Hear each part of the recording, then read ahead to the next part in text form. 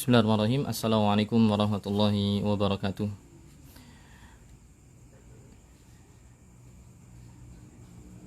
Alhamdulillahi ala ihsanihi wa syukru lahu ala taufiqihi wa amtinanihi wa asyhadu an la ilaha illallah wahdahu la syarika lah ta'ziman li sya'nihi wa asyhadu anna Muhammadan abduhu wa rasuluhu da'i ila ridwanih. Allahumma salli wa sallim ala abdika Muhammadin wa ala alihi wa sahbihi wa ikhwanih, amma ba'du. Allahumma 'allimna ma yanfa'una wanfa'na bima 'allamtana wa zidna ilman ya rabbal alamin. Bapak Ibu sekalian yang dirahmati oleh Allah Subhanahu wa taala, saudara-saudariku kaum muslimin yang saya muliakan, sekali lagi tidak bosan-bosannya kita untuk bersyukur kepada Allah Subhanahu wa taala atas berbagai limpahan nikmat dan karunia yang Allah berikan kepada kita, yang mana berbagai nikmat dan kebaikan tersebut jika kita berusaha untuk menghitungnya, tentunya kita tidak akan mampu untuk menghitungnya. Allah mengatakan, wa in ta'uddu ni'matallahi la tuhsuha. Andai saja kalian berusaha untuk menghitung-hitung nikmat karunia yang Allah berikan kepada kalian, niscaya untuk menghitungnya. Dan bagian dari cara untuk mensyukuri nikmat itu adalah kita memanfaatkannya dengan hal-hal yang baik. Salah satunya adalah memanfaatkan waktu luang yang banyak kita dapati di akhir-akhir waktu ini. Kita akan isi dengan kajian singkat, tidak terlalu lama, antara 30 sampai 40 menit ke depan. Kita melanjutkan apa yang sudah kita bahas sebelumnya di pembahasan terkait dengan kitabus shiyam atau pembahasan tentang puasa yang kita ambil dari kitab Al-Fiqh Al-Muyassar, Fikih Muyassar, dan akan nanti ditambah dengan faedah dari sumber-sumber yang lainnya. Dan di pertemuan terakhir, teman-teman sekalian yang dirahmati Allah, kita membahas tentang pembatal puasa, di mana di pertemuan yang lalu sudah kita bahas kurang lebih ada 7 poin atau ada 7 hal inti yang bisa membatalkan puasa, dan hal-hal yang dianalogikan atau disamakan dengan hal-hal itu. Seperti makan dan minum, itu disamakan dengan hal itu seperti nanti suntikan untuk suntikan untuk mas? Suntikan ini infus ya, suntikan infus ini juga masuk kategori pembatal puasa, karena dia posisinya seperti makanan dan minuman, memberikan asupan kepada orang yang sakit, dan pembahasan yang lain yang telah kita sampaikan di pertemuan sebelumnya. Kemudian kemarin atau sebelumnya ada beberapa pertanyaan yang masuk. Ada salah satu penanya menanyakan, bagi yang punya penyakit misalnya ya, bagi yang punya penyakit, kebetulan penanya mengatakan bahwa yang sakit itu sakit gula, sehingga mungkin ketika pas gula darahnya naik harus ada suntik insulin ya, suntik insulin. Nah, ini gimana? Apakah itu juga termasuk membatalkan puasa atau tidak? Juga terkadang diambil sampel darah ya, sedikit sampel darah diambil untuk ngetes kadar gula darahnya. Nah, saya baca dari beberapa fatwa ulama, mengambil darahnya itu tidak membatalkan puasa. Walaupun kemarin ada khilaf ya tentang mengambil darah dikiaskan dengan hijamah, dengan bekam. Sebagian ulama ada yang mengatakan berbekam itu membatalkan puasa, maka donor darah dan yang semisalnya membatalkan puasa, al-fasdu. Tapi toh misalnya kita mengambil pendapat yang mengambil darah itu membatalkan puasa, nah, mungkin tidak berlaku untuk yang ngambil sampel darahnya cuma sedikit ya, cuma sedikit diambil untuk tes kadar gula darah, itu tidak sebanyak sebagaimana orang yang donor darah atau metode al-fasdu. Nah, ini tidak, jika dibandingkan dengan hal itu, kadar darah yang diambil berbeda, jadi insya Allah tidak membatalkan puasa. Adapun insulin ya, insulin yang disuntikkan bagi orang yang kena penyakit gula, itu juga termasuk yang tidak membatalkan, karena dia posisinya bukan sebagai makanan. sebagaimana yang difatwakan dalam fatwa Syabakah Al-Islamiyah, fatwa website fatwa Islam Web mengatakan di situ tidak membatalkan puasa. Oke. Kemudian langsung kita masuk ke bab yang selanjutnya. Bab yang ketiga kita membahas tentang mustahabbatus siyam wa makruhatuhu. Tentang hal-hal yang dianjurkan dalam puasa dan hal-hal yang dibenci untuk dilakukan ketika berpuasa. Jadi hal-hal yang dianjurkan ketika seorang berpuasa atau dalam prosesi puasa dan hal-hal yang dimakruhkan di dalamnya. Permasalahan pertama, kita akan masuk kepada hal-hal yang dianjurkan.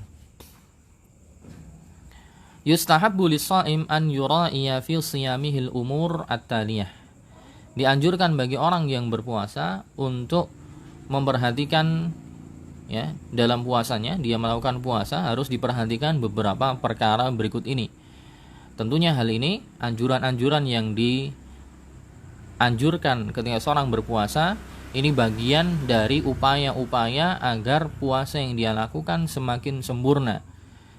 Pahalanya semakin sempurna, kemudian juga amalannya semakin baik, maka hal-hal yang dianjurkan ini hendaknya untuk dilaksanakan. Anjuran yang pertama tentunya di sini dikatakan sahur, ya, as-suhuru atau as-sahuru. Ya. Ini berdasarkan hadis Nabi dalam hadis riwayat Bukhari. Ya, Nabi mengatakan tasahharu fa inna fis sahuri barakah. Tasahharu fa inna fis sahuri barakah. Bersahurlah kalian, sesungguhnya dalam makan sahur itu ada keberkahan. Hadis riwayat Bukhari dan Muslim. Para ulama ini mengatakan bisa dibaca dengan 2 harokat. Tasahharu fa inna fis sahuri, sinnya di fathah, fis sahuri barakah. Ada yang juga mengatakan bisa dibaca dengan fis suhuri pakai dhammah. Nah, ketika antara fathah dan dhammah maknanya beda. Kalau as-sahur, ya, as-sahur dengan as-suhur itu beda. Kalau as-suhur itu maknanya adalah waktu sebelum fajar. Jadi kalau as-suhur itu maknanya adalah menjelaskan waktu, alias posisi waktu sebelum fajar itu namanya suhur. Nah, dalam waktu suhur ini ada keberkahan, gitu maksudnya. Ada yang mengatakan bisa dibaca sahur. Adapun kalau sahur itu maknanya adalah makanan yang dimakan di waktu sahur itu sendiri. Jadi kalau dibacanya sahur pakai fathah, itu maknanya adalah makanan yang dimakan sebelum subuh sebagai persiapan puasa. Tapi kalau suhur itu menjelaskan tentang prosesinya dan waktu yang ada sebelum subuh. Ini gak jauh beda dalam hadis. Dalam hadis itu juga disebutkan antara al-wudu'u dan al-wadu. Wudu, kalau wudu itu prosesi kita membersihkan beberapa anggota badan sebagai tata cara toharoh dengan air. Toharoh untuk hadas kecil dengan air namanya al-wudu. Nah, prosesinya itu namanya al-wudu. Bagaimana kita cuci tangan, berkumur-kumur, cuci kaki dan seterusnya, itu namanya al-wudu. Itu prosesinya, amalannya. Tapi terkadang dalam hadis juga ada yang pakai fathah al-wadu. Nah, kalau al-wadu itu adalah air yang digunakan untuk berwudu. Itu namanya al-wadu. Penyebutannya al-wadu. Kalau al-wadu adalah air yang digunakan untuk berwudu itu. Kalau wudu, prosesi wudunya. Gak jauh beda di sini. Kalau as-sahur itu makanan yang dikonsumsi sebelum waktu fajar sebagai persiapan untuk berpuasa. Tapi kalau as-suhur menjelaskan waktunya atau perbuatannya. Wallahu a'lam bishawab. Jadi ulama mengatakan bisa dibaca 2. Tasahharu fa inna fis sahuri barakah atau fis suhuri barakah. Wa yatahaqqaqu sahur bi katsirin ta'am wa qalilihi. Dan orang dikatakan sudah sahur itu bisa dengan makan dengan jumlah banyak atau dengan jumlah yang sedikit, atau bahkan cuman sekedar beberapa teguk air saja.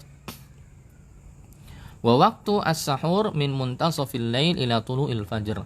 Dan waktu sahur itu ya dari pertengahan malam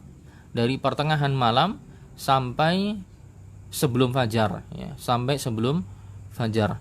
Bagaimana cara ngitung pertengahan malam dan sepertiga malam? Ini mungkin juga ada sedikit faedah. Kita sering mengatakan bahwa waktu mustajab itu adalah sepertiga malam terakhir gitu. Nah, gimana cara ngitungnya? Sebagaimana juga terkadang dalam pembahasan sholat isya, kapan waktu terakhir sholat isya? Ulama berbeda pendapat. Ada yang mengatakan waktu terakhir sholat isya adalah sampai pertengahan malam, ilanis fil lailil awsat gitu, sampai pertengahan malam. Ada yang mengatakan bahwa waktu isya itu berlanjut sampai sebelum subuh. Poinnya adalah bagaimana kita menghitung pertengahan malam atau juga menghitung bagaimana sepertiga malam. Nah, ngitungnya adalah dari semenjak matahari tenggelam. Dihitung dari semenjak matahari tenggelam sampai nanti fajar shadiq terbit, yaitu waktu subuh, itu berapa jam? Misalnya matahari tenggelam jam 6 pas misalnya. Jam 6 pas matahari tenggelam misalnya. Dan waktu subuh atau fajar shadiq misalnya jam 4 pas. Nah, kita hitung antara jam 6 sore sampai jam 4 pagi itu berapa jam dibutuhkan. 6 tambah 4 ya jadinya 10 jam ya. 10 jam. Nah, kalau kita pengen tahu pertengahan malam, jadi dari 10 jam itu bagi 2. Berarti pertengahan malam adalah 5 jam setelah jam 6. Berarti kalau sudah jam 11 malam itu sudah pertengahan malam atau tengah-tengah malam. Adapun kalau kita pengen menghitung sepertiga malam, maka ya 10 jam itu jam 6 sore sampai jam 4 pagi, 10 jam dibagi 3.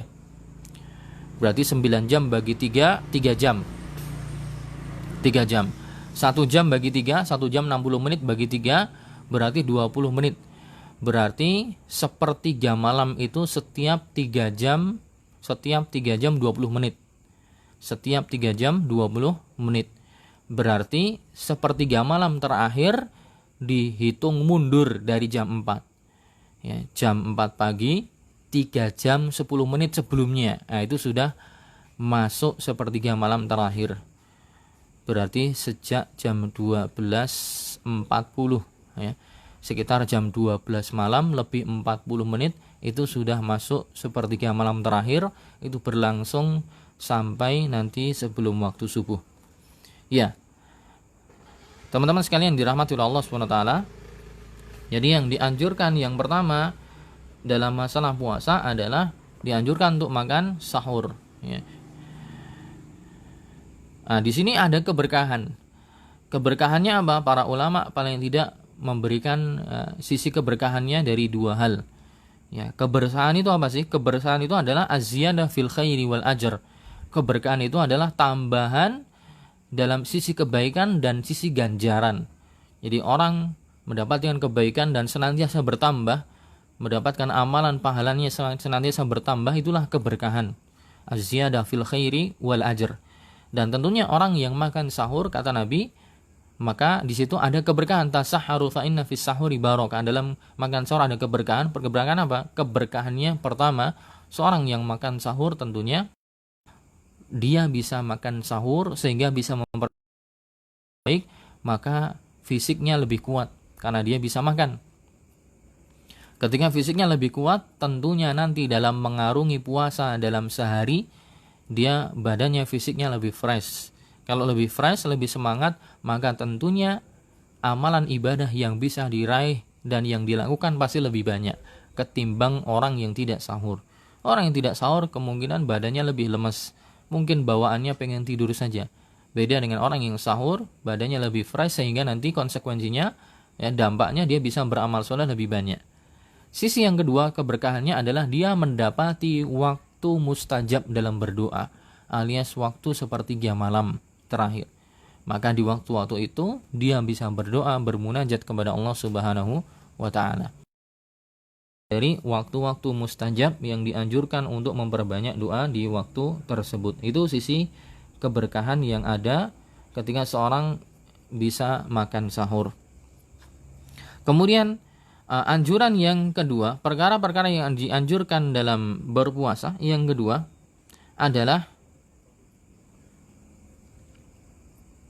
takhirus sahur atau takhirus suhur, mengakhirkan sahur, mengakhirkan makan sahur.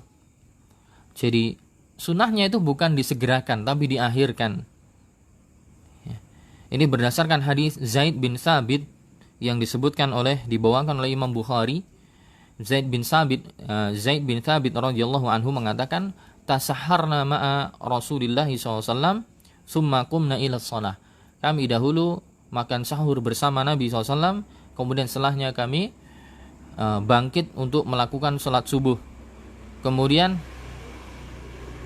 ditanya, kam kana qadru ma bainahuma, kira-kira dahulu jarak antara kalian sahur bersama Nabi dengan waktu sholat itu berapa?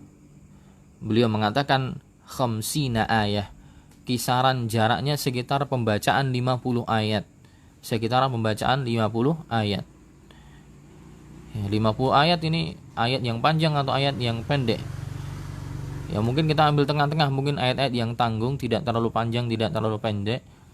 Kalau pembacaan 50 ayat dengan tartil, ya tidak dengan terburu-buru, mungkin bisa jadi 15 menitan. Ya. Sekitar mungkin 15 menitan sebelum waktu subuh mereka atau Nabi SAW dan para sahabatnya baru sahur. Ini yang dianjurkan.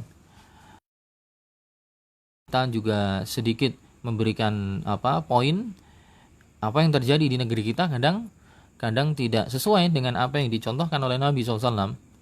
Justru malah terkadang 10 menit sebelum subuh malah banyak orang yang sudah berhenti untuk sahur. Apalagi ketika ada pengurus masjid yang nyetel imsak gitu kan. Sebagian orang yang belum tahu menganggap itu merupakan batas akhir untuk makan sahur. Ya, imsak, tahan gitu. Ya, itu menganggap mereka itu sudah selesai untuk makan sahur.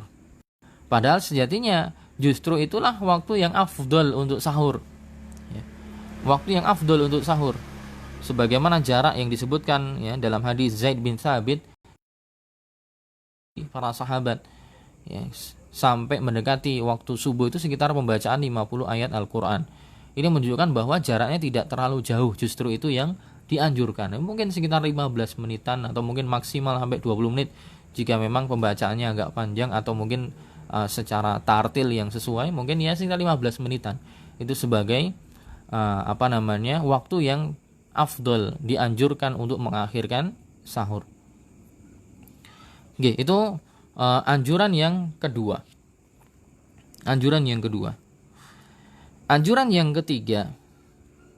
yang ketiga agar seseorang yang berpuasa lebih afdal puasanya, pahalanya lebih sempurna adalah ta'jilul fitri, menyegerakan berbuka puasa.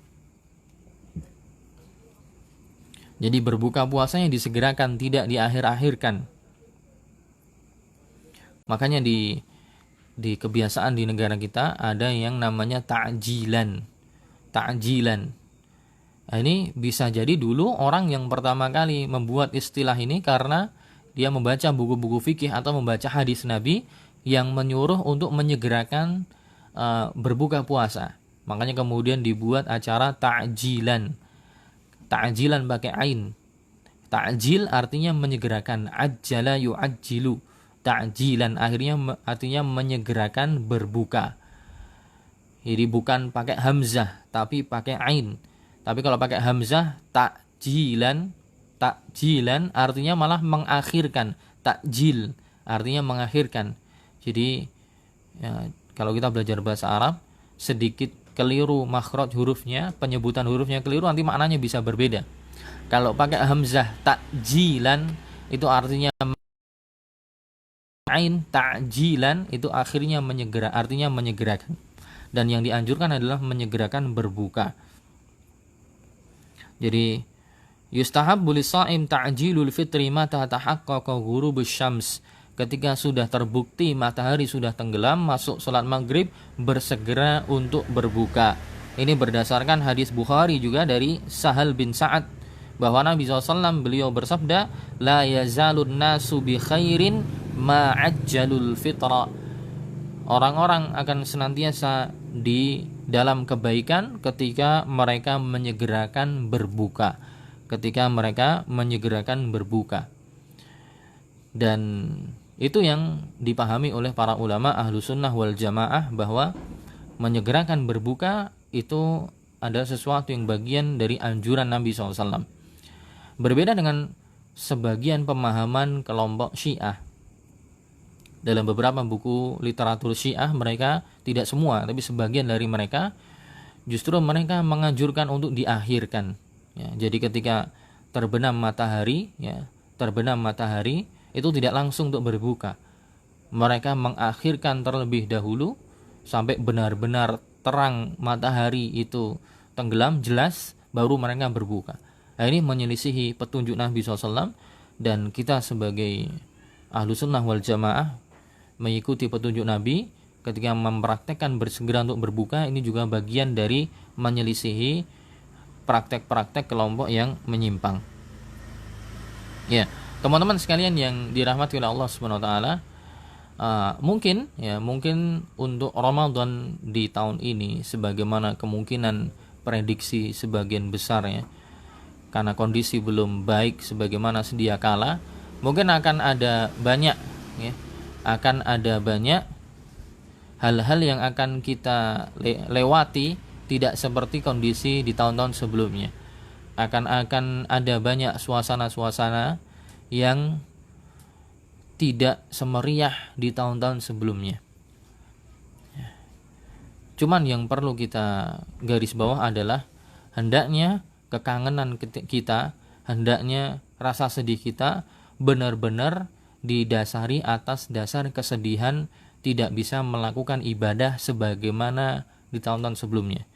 Bukan hanya karena kesedihan, karena kehilangan euforia, kehilangan meriah-meriahan yang tidak bermanfaat. Jadi kalau kita melihat mungkin sedikit mengurai hikmah dari kenapa Allah menurunkan wabah ini, mungkin ada banyak juga pelajaran gitu. Misalnya sampai nanti Ramadan kita tidak bisa bubar seperti yang kemarin, mungkin ada banyak pelajaran. Pelajarannya apa? Mungkin di tahun-tahun sebelumnya ketika tidak ada wabah, tidak ada musibah, orang-orang hanya mendatangi bulan Ramadan itu cuman ikut senang-senangnya saja. Banyak yang seperti itu. Bukan ikut ramai ibadahnya, tapi cuman ikut ramai euforianya, senang-senangnya. Makanya kita dapati banyak orang-orang yang ditunggu-tunggu itu adalah waktu ngabuburitnya.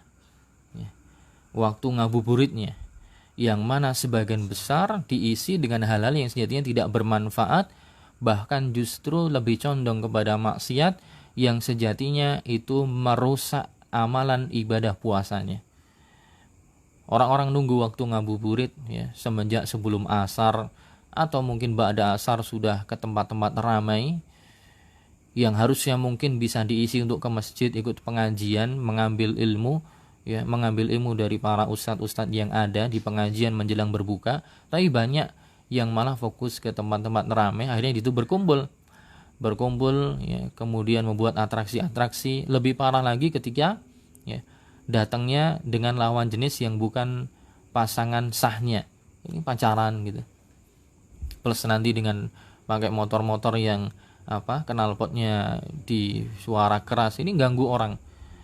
Kemudian nanti juga ya, setelah nanti waktu berbuka datang, mereka bukber di rumah makan, di restoran.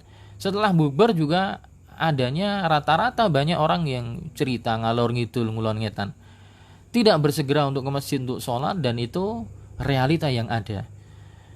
Masing-masing dari kita pernah mengalaminya, entah ketika diajak buka dengan teman-teman reuni dulu SMP atau SMA atau teman yang lain, kadang kita dapati seperti itu. Jadi puasanya seakan-akan cuma sebagai ajang untuk berkumpul saja. Adapun ruh ibadahnya seakan-akan tidak ada. Bagaimana seorang setelah sahur langsung tidur, tidak sholat subuh. Nanti kemudian mulai sore sudah siap-siap ngabuburit, di situ kumpul-kumpul gak jelas, yang sia-sia, tidak baca Quran, tidak pengajian. Setelah nanti kemudian buka puasa, di situ ngobrol ngalur ngidul ngelon ngetan, tidak ada manfaatnya. Bahkan pun banyak sampai waktu maghrib sudah habis juga tidak sholat, justru malah ditinggalkan. Setelah itu kemudian sholat tarawih pun juga tidak mengerjakan, isyaknya ditinggalkan, tarawihnya juga ditinggalkan. Jadi mungkin di sini kalau kita lihat dari sudut pandang yang berbeda, kita lihat dari kacamata yang berbeda, Allah di sini justru mencintai kita semua dengan wabah yang turun ini, sehingga tidak ada kemaksiatan. Kalau memang nanti sampai Ramadan, maka kemaksiatan seperti itu tidak ada. Kumpul-kumpul yang nggak jelas itu tidak ada. Justru malah orang bisa tetap puasa sebagaimana biasanya. Mereka sahur di rumah, berbuka di rumah, tidak ada kumpul-kumpul nggak jelas. Justru malah ini meminimalisir bahaya dan mudarat yang ada. Jadi kalau kita lihat dari sisi itu, ya, kita tidak akan memvonis Allah itu sadis. Allah itu kenapa kok menurunkan penyakit ini mendekati Ramadan. Kita tanya dulu, datangnya Ramadan itu benar-benar menjadikan kita gembira untuk mengisinya dengan ibadah, ataukah hanya sekedar gembira karena cuma ingin merayakan hal-hal yang sejatinya banyak sekali tidak ada kaitannya dengan ibadah. Nah, ini perlu renungan, ya.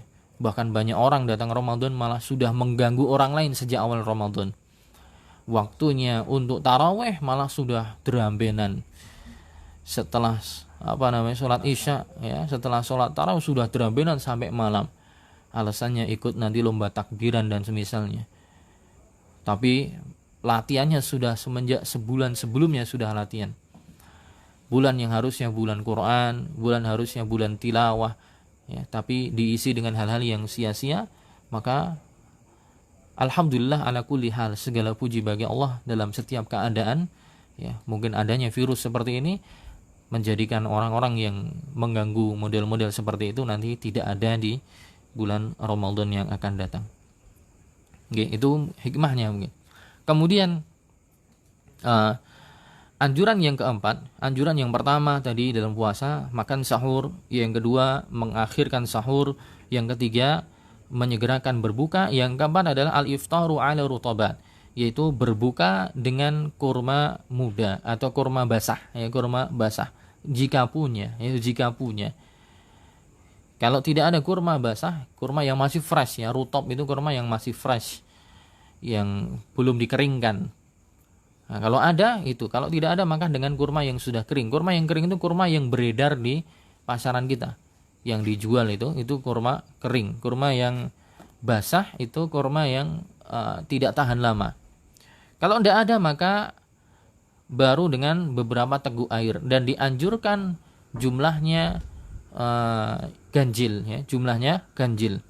Ini berdasarkan hadis Nabi riwayat Abu Dawud dan Tirmidzi dan yang lainnya, disebutkan dari Anas bin Malik, karena Rasulullah SAW yuftiru ala rutabatin qabla an yusalli. Dahulu Nabi SAW beliau berbuka dengan beberapa butir kurma fresh atau kurma segar sebelum beliau sholat. Fa illam takun rutabat fa'ala tamarat. Kalau beliau tidak punya yang fresh maka beliau makan kurma yang kering. Fa illam takun hasawatin min ma'in. Kalau yang kurma kering tidak ada, maka beliau minum beberapa teguk air. Maka kalau tidak ada, fa in lam yajid syai'an nawal fitr biqalbihi wa yakfihi dzalik. Kalau tidak ada yang dikonsumsi sama sekali juga, maka membatalkan puasanya dengan berniat membatalkan puasa. Sebagaimana pembahasan sebelumnya, ya, niat itu rukun puasa.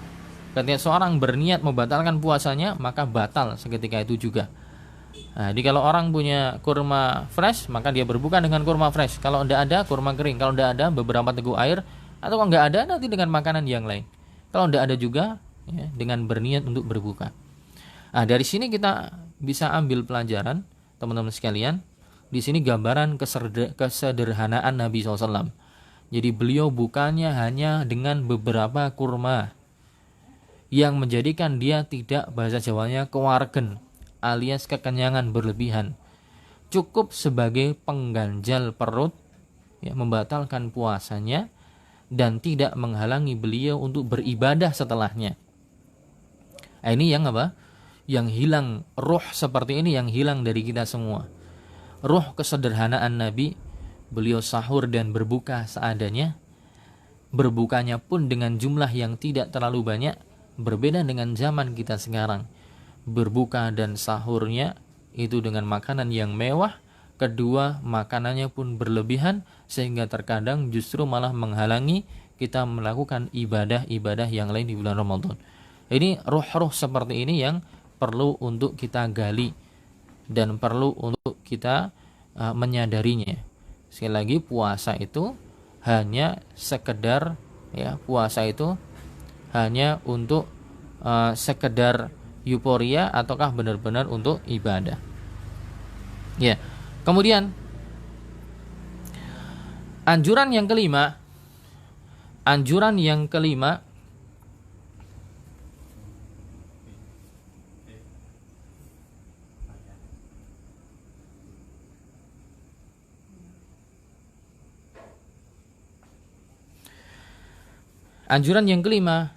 yang dianjurkan ketika orang berpuasa adalah berdoa ketika berbuka. Berdoa ketika berbuka. Karena ketika seorang berbuka dan di tengah-tengah puasa, seorang yang di tengah-tengah puasa dan ketika berbuka ini termasuk bagian dari waktu mustajab. Bagian dari waktu mustajab. Dalam hadis riwayat Tirmidzi, Nabi mengatakan, salasatun la turaddu da'watuhum, ada 3 golongan yang doanya tidak akan ditolak. Siapa dia? As-shaimu hatta yuftir, yaitu orang yang berpuasa sampai dia berbuka. Yang kedua, al-imamul adil, imam pemimpin yang adil. Wal mazlum, yang ketiga orang yang terzalimi. Jadi waktu-waktu puasa dan juga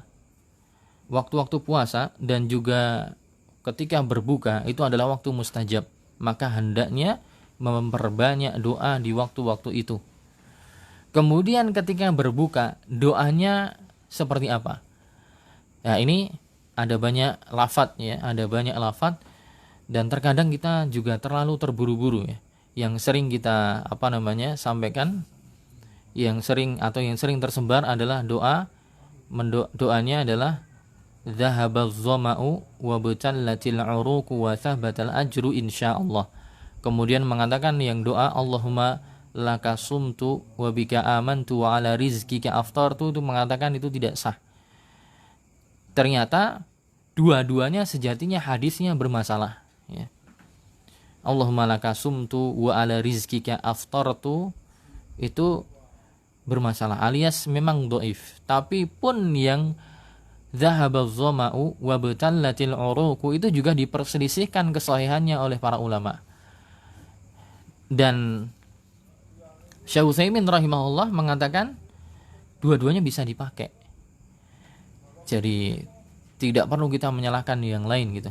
Jadi memang pada dasarnya mereka itu lemah hadisnya. Cuman mereka menurut ijtihad sebagian ulama itu ada beberapa penguat dari hadis-hadis yang lain. Jadi ketika ada hadis lemah, kalau ada temannya yang lain juga lemah, ada temannya lain juga lemah, tapi maknanya sama, itu kemudian yang banyak itu jadi semakin menguatkan, ya. Syekh Shalih Utsaimin beliau mengatakan ad-du'aul maksur, doa yang maksur ketika berbuka, ya, beliau mengatakan Allahumma laka sumtu wa ala rizkika aftartu. Tapi enggak ada wa Allahumma laka sumtu wa bika amantu, enggak ada. Tapi cuma apa? Allahumma laka sumtu wa ala rizkika aftartu. Bukan Allahumma laka sumtu wa bika amantu wa ala rizkika aftartu bi rahmatika ya arhamar rahimin. Itu tidak sepanjang itu. Yang disebutkan Syekh di sini Allahumma laka sumtu wa ala rizkika aftartu. Itu saja. Allahumma laka sumtu wa ala rizkika aftartu. Atau juga beliau mengatakan wa minhu aidan qaulun Nabi alaihi salatu wasallam, juga sabda Nabi yang lain, zahabaz zama'u wa batallatil uruqu wa thabatal ajru insyaallah.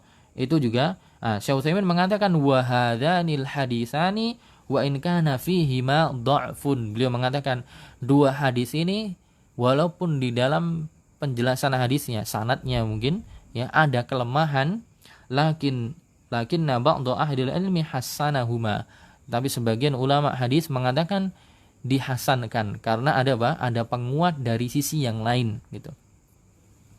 Jadi kalau cuman mengatakan yang zahabal dhama'u wa batalatil uruqu saja yang sahih itu juga kurang tepat gitu. Itu juga dipermasalahkan kesahihannya, cuman dia punya penguat dari hadis yang lain.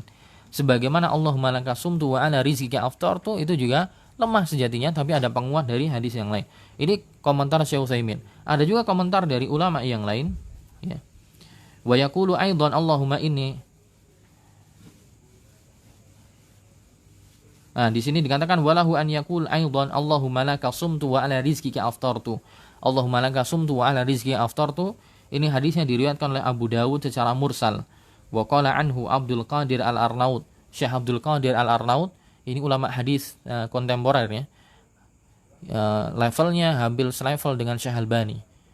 Ya, ada 3 ulama ya, yang sudah wafat semuanya dan mereka dulu tinggal di daerah di Syam ya, tinggal di Syam, dan ketiga-tiganya ulama hadis. Yang paling masyhur tentunya Syekh Nasiruddin Al-Albani. Kemudian ada yang lain namanya Abdul Qadir Al-Arnaud sama Syekh Syuaib Al-Arnaud. Itu asalnya mereka dari Eropa Timur ya. Nah, di sini Syekh Abdul Qadir Al-Arnaud mengatakan dalam tahqiq beliau dalam kitab Azkar lil Imam Nawawi, lakinnahu lahu syawahid yuqawwi biha. Kata beliau, Allahumma laka sumtu wa ala rizqika aftartu, iya dia lemah tapi punya syawahid, punya penguat-penguat dari sisi-sisi yang lain sehingga menjadikan hadisnya ya derajatnya naik. Intinya insya Allah diperbolehkan berdoa dengan itu ya. Karena ada pun yang mengatakan tidak boleh, ya itu hak dia. Itu hak dia. Tapi masalah mensahihkan dan mendoifkan hadis itu bukan perkara qat'i. Bukan perkara qat'i alas, bukan perkara yang pasti, tapi perkara dzanni, prasangka. Bisa jadi ulama ini mengatakan sahih, yang lain mengatakan lemah. Yang ini mengatakan lemah, yang lain sahih. Tapi ulama-ulama yang kredibel, tadi Syekh Utsaimin bilang tidak ada masalah. Beliau juga ulama yang diakui keilmuannya. Jadi boleh pakai Allahumma laka sumtu wa ala rizqika aftartu, boleh pakai dhahabaz dhama'u. Cuman kalau dhahabaz dhama'u itu dibaca setelah berbuka. Ya, bukan sebelum, tapi setelah. Wallahu a'lam bishawab. Saya bisanya cuman menukil ulama ngomong apa seperti itu adanya. Kemudian sunnah yang keenam, anjuran yang keenam ketika Ramadan adalah al-iktsaru minas shadaqah, memperbanyak sedekah, memperbanyak tilawah Al-Qur'an. Sedekah diperbanyak, tilawah Al-Qur'an diperbanyak. Bahkan Nabi SAW ketika bulan Ramadan beliau fokus belajar Al-Qur'an dengan Jibril. Jibril itu datang setiap tahun ya, mengajari Nabi baca Quran tartil. Setiap setahun sekali full. Apa yang sudah beliau dapat diulangi lagi dengan Jibril. Kecuali di akhir hayat beliau. Di akhir hayat beliau Jibril datangnya 2 kali ya. Dan bulan Ramadan menjadi bulan Quran. Para ulama dahulu seperti itu. Imam Syafi'i dalam bulan Ramadan sebulan bisa khatam sampai 60 kali. Jadi sehari 2 kali khatam. Jadi 60 juz. Bisa aja. Karena dia hafalnya di luar kepala. Seperti kita ngafal Al-Fatihah. 30 juz seperti ngafal Al-Fatihah. Dan bulan Ramadan harusnya diperbanyak dengan hal itu. Memperbanyak sedekah, memperbanyak baca Quran, memberikan berbuka bagi orang-orang yang berpuasa, dan amal-amal soleh yang lain. Sebagaimana dari Ibnu Abbas, hadis riwayat Bukhari, Nabi dikatakan, Ibnu Abbas mengatakan, karena Rasulullah SAW ajwadan nasa bil khair. Dahulu Nabi SAW adalah orang yang paling baik, paling dermawan dalam kebaikan. Wa kana ajwada ma yakunu fi Ramadan hina yalqahu Jibril. Dan kondisi beliau semakin dermawan, semakin baik itu ketika bulan Ramadan, ketika bertemu dengan Jibril alaihissalam. Wa kana Jibril yalqahu fi kulli lailatin min Ramadan. Jibril ketika bulan Ramadan setiap malam selalu bertemu dengan Nabi SAW. Fayudarisuhul Quran, mengajari Nabi SAW belajar bersama Al-Quran. Fa Rasulullah SAW hina yalqahu Jibrilu ajwad bil khairi minar rihil mursalah. Nabi SAW ketika bertemu dengan Jibril ya, ketika di bulan-bulan Ramadan itu lebih bagus, lebih mulia, lebih baik daripada angin yang berhembus. Maksudnya seperti apa?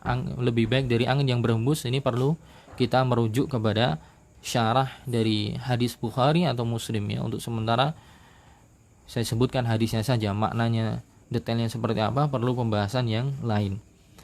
Kemudian yang dianjurkan yang ketujuh adalah al-ijtihad fi sholatil lail, yaitu bersungguh-sungguh dalam sholat malam.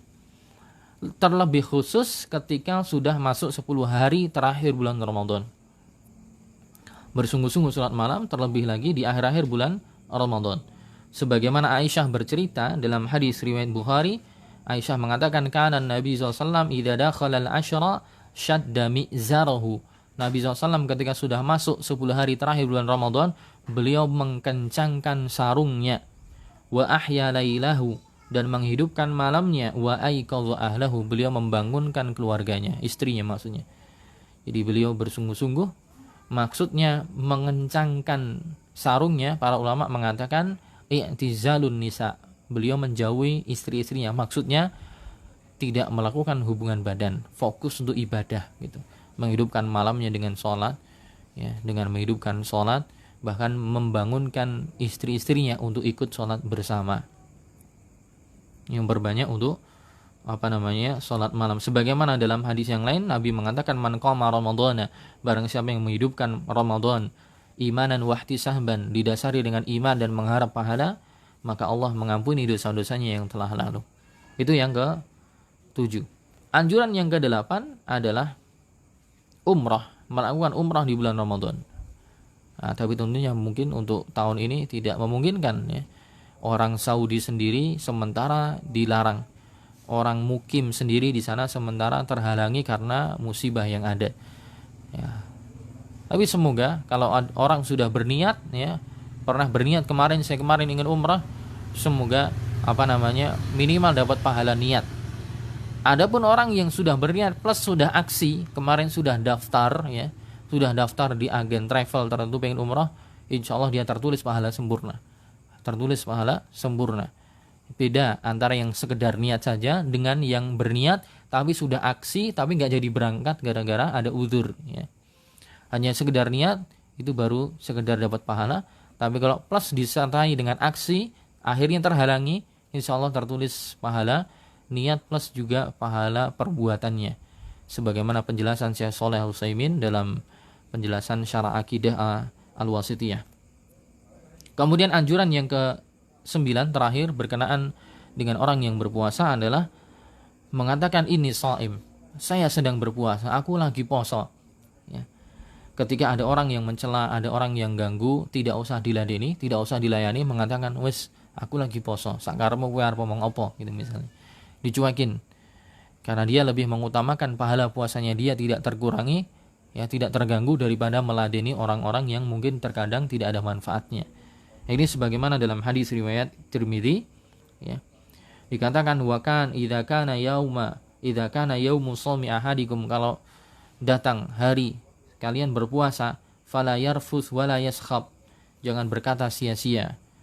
Fa in sabbahu ahadun, kalau ada orang yang mencelanya atau orang yang memusuhinya, au qatalahu falyakul, maka katakanlah ini mur'un shaim, saya sedang berpuasa. Itu beberapa poin, 9 poin berkaitan dengan anjuran-anjuran seorang ketika berpuasa agar ibadah puasanya semakin sempurna, pahalanya semakin banyak. Saya ulang, yang pertama makan sahur, yang kedua mengakhirkan sahur, yang ketiga menyegerakan berbuka, yang keempat ya berbuka dengan kurma fresh kalau ada, kalau tidak dengan kurma kering, kalau tidak beberapa teguk air.